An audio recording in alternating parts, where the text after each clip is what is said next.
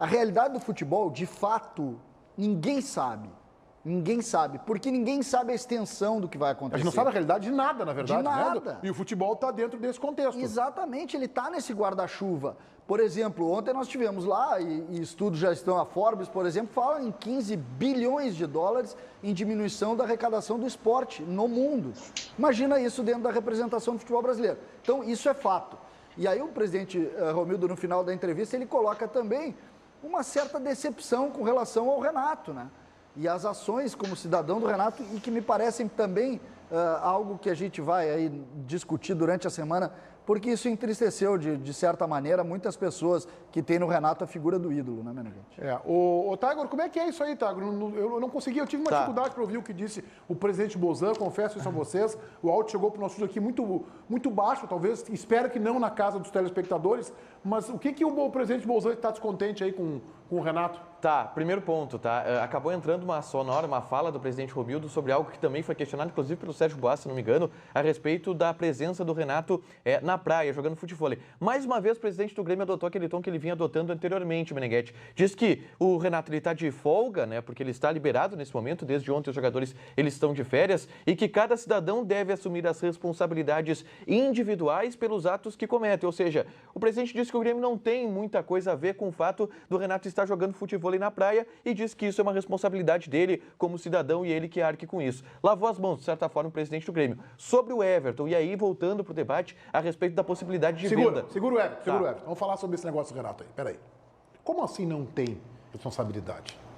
Como assim não tem? O Renato é funcionário do Grêmio. Eu sei que o Renato é o maior ídolo da história do clube. Mas se o Grêmio está descontente com alguma atitude do seu funcionário, o que custa uma ligação para resolver? Renato, baixa a bola, Renato. Tá ruim isso aí. Tá ruim para ti, tá ruim para o clube. A gente está sendo cobrado. Pronto. Ele é funcionário e eu tenho certeza que o Renato será sensível a isso. Ele vai ouvir, vai dialogar, vai debater. Agora, o Renato é funcionário do Grêmio, gente. Isso vale para o Renato, isso vale para o D'Alessandro, isso vale para todos nós, inclusive. Alguém tem que dar a famosa, vou usar um termo bem popular aqui, luz alta. Dá uma luz alta no Renato, César. Não pode ser tão difícil de que isso seja feito. Então, esta postura de ficar descontente no bastidor, deixar falar, ele é um cidadão, o Renato é isso aí mesmo tal, e lavar as mãos, eu não acho a mais adequada. O que eu posso desconfiar, César, é que o Grêmio esteja fazendo isso, mas publicamente não queira publicizar, não queira falar. É que é visível o constrangimento do presidente Romildo quando fala nesse assunto. É constrangimento puro, porque não tem... o Renato, e quando a gente fala nisso, eu acho que, inclusive eu li uma manifestação, eu ouvi uma manifestação sua, Meneghete, com relação ao Neymar e a figura do ídolo Neymar com atitudes fora do campo. Essas figuras, elas precisam nesse momento entender o contexto todo que está acontecendo, todo o contexto, e se manifestar. O Renato foi um péssimo exemplo e o Grêmio está constrangido com isso. Bagé. Sabe que até o gatilho dessa resposta do presidente Romildo foi a partir de uma pergunta baseada numa brincadeira. Eu fui um pouco habilidoso ali para que o presidente começasse a falar disso. Eu até perguntei o seguinte para ele, Meneghete: presidente Romildo, o senhor tem nesse isolamento falado mais com os médicos ou com o Renato? Justamente por isso, porque ele sabe a repercussão de tudo que o Renato faz. E eu tô contigo nessa, Meneghete. Eu acredito que o presidente tenha usado esse tom mais conciliador, colocando a responsabilidade no Renato, e que também é verdade, né? O Renato, por vezes, ele pensa que ele tem o controle remoto do mundo. Mas eu tô contigo, eu acredito que esse seja um discurso externo, mas conhecendo o presidente Romildo, e por isso que eu fiz a pergunta, se o presidente falou mais com os médicos ou mais com o Renato, eu tenho certeza que ele falou com o Renato, sim, sobre isso. JB. É que assim, recentemente algumas pessoas inclusive criticaram o Neymar, porque o Neymar pegou os seus amigos que estavam confinados em Paris e foi para uma das suas casas aqui no litoral paulista, que é uma casa maravilhosa, e aí apareceu, postou uma foto jogando futebol. Só que o Neymar estava numa casa sensacional que tem, o The Sun, que é um jornal inglês, inclusive fez uma reportagem sobre isso. A casa tem piscina gigantesca, olímpica, tem local para jogar futebol, tem local para jogar tênis, tem de tudo na casa do Neymar. E ele lá está com seus amigos confinados, usando áreas entre aspas, comuns, mas é tudo dele. É muito diferente. O Neymar na minha visão não faz absolutamente nada errado. Vá lá, alguém vai dizer, mas o Paris Saint-Germain pediu pro Neymar ficar perto de casa.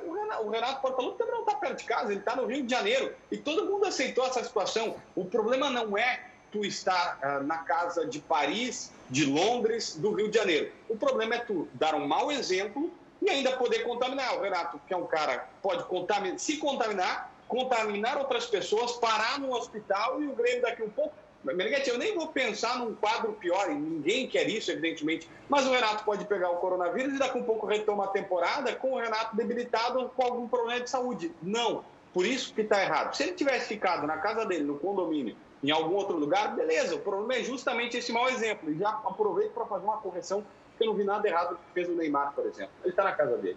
Tá, aí nós divergimos sobre o Neymar, até porque divergimos em 2 pontos. Né? A primeira é que o PSG recomendou que os jogadores ficassem por perto. E eu não vou achar que Guarujá, ou Santos, ou Brasil seja perto de Paris. Não consigo achar isso.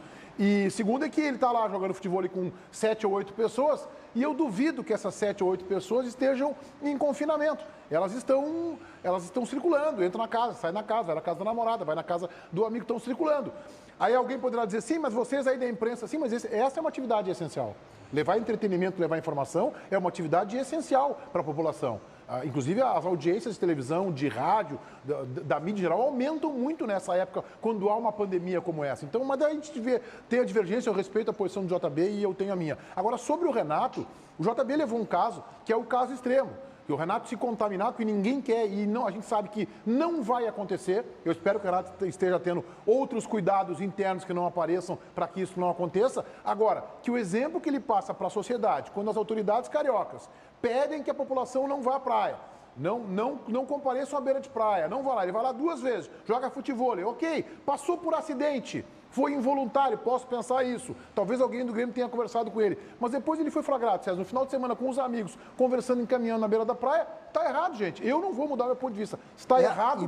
E está errado, na minha opinião, o presidente Bolzan, com todo o respeito que me merece o presidente Bolzan, eu divirjo da posição dele. Eu acho que ele tem sim que chamar a atenção do Renato. Inclusive, nesse caso, eu chamaria até publicamente. É sobre essa questão. Eu até posso imaginar que tenha tido conversa. E se teve, é pior. Porque se ele conversou lá, porque nós precisamos montar uma cronologia. Ele faz a coletiva num domingo de manhã, num jogo do Grêmio, jogo de portões fechados, ele vai de máscara e diz o seguinte, nada, não pode jogar, não podem expor os jogadores. Um dia depois, na segunda-feira, ele joga futevôlei. Ponto. Aí passou. 2 dias depois, na quarta-feira, ele joga de novo. Vamos imaginar que o Grêmio tenha falado com ele. Domingo 29 de março, 29 de março, ele está caminhando na beira da praia com um amigo. Está errado. E se o Grêmio falou com ele, é pior ainda. É pior ainda. Porque aí falou e não fez nada. Por quê? Porque ele acha que o mundo gira em torno da própria barriga.